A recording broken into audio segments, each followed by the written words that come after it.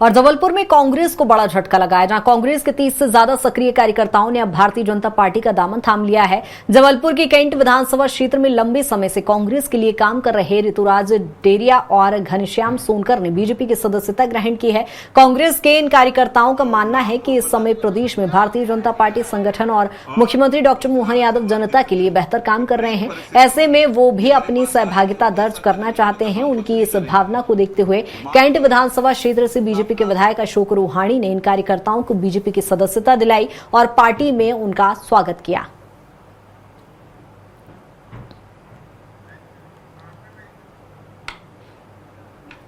हम कुछ नहीं करेंगे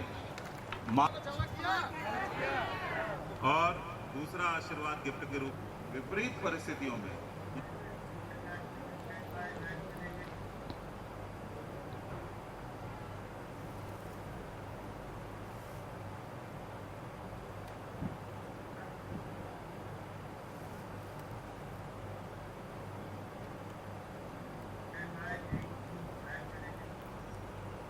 और सीधी तस्वीरें दिखाते हैं जहां जल संरक्षण एवं जल संवर्धन कार्यक्रम की कार्यशाला हो रही है और सीएम विष्णुदेव साय कार्यशाला को संबोधित कर रहे हैं। कहे कि जल ही जीवन है, जल है तो कल है और इसलिए जल का संरक्षण बहुत ही आवश्यक है। और हम उम्मीद करते हैं कि आज का ये कार्यशाला इस क्षेत्र में विकास के लिए मील का पत्थर साबित होगा।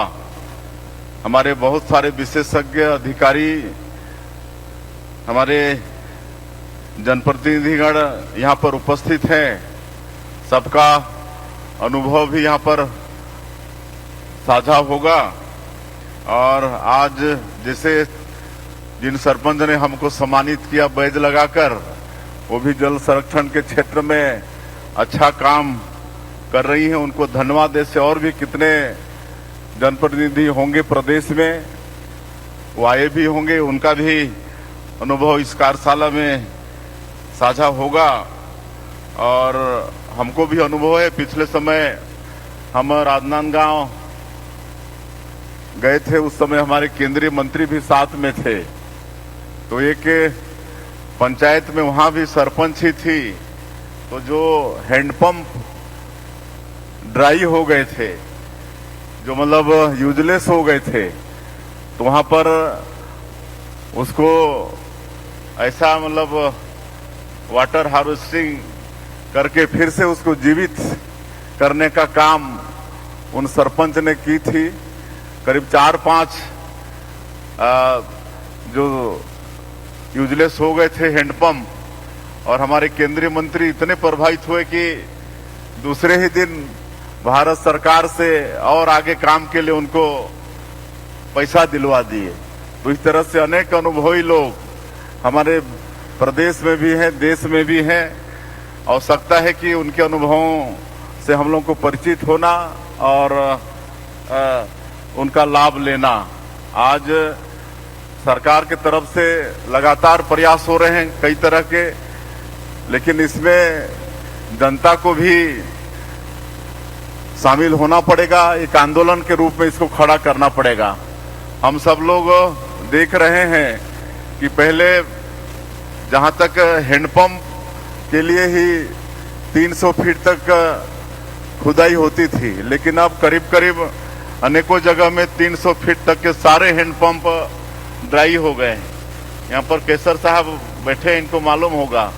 और हम सब लोग मांग करते हैं कि अब और उसको गहरा खोदने की आवश्यकता है, क्योंकि लगातार दोहन भी हम लोग बहुत कर रहे हैं, पानी का दोहन भी कर रहे हैं। लगातार ट्यूबवेल की संख्या बढ़ रही है और गर्मी के दिनों में भी हम लोग धान का फसल लेते हैं, तो उसमें भी पानी का भी खपत ज्यादा होता है, बिजली की भी खपत होती है। और मैं तो इस साल बड़ा चिंता कर रहा था पिछले गर्मी के दिनों में मुख्यमंत्री के नाते, कि पेयजल की भी भारी समस्या होने वाली थी। कहे कि हमारे जो डैम वगैरह थे उसमें भी पिछले साल जितनी पानी उसमें मतलब जमा होना चाहिए, उतना पानी का जमाव नहीं था। और हम लोग उसके लिए बैठक भी कर लिए थे कि किसी भी तरह से कहीं भी प्रदेश के अंदर में लोगों को पीने की पानी की समस्या नहीं होनी चाहिए। भले हमको टैंकर में दूर से ले जाके उस गांव में पानी उपलब्ध कराना पड़े, तब भी कराना पड़ेगा। तो ये सब हम लोग चिंता कर लिए थे, लेकिन भगवान की बड़ी कृपा हुई कि समय से पहले बारिश हो गई और अच्छी बारिश हो गई, तो सारे जलाशय भी भरे और वाटर लेवल भी अच्छा हो गया, तो पीने की पानी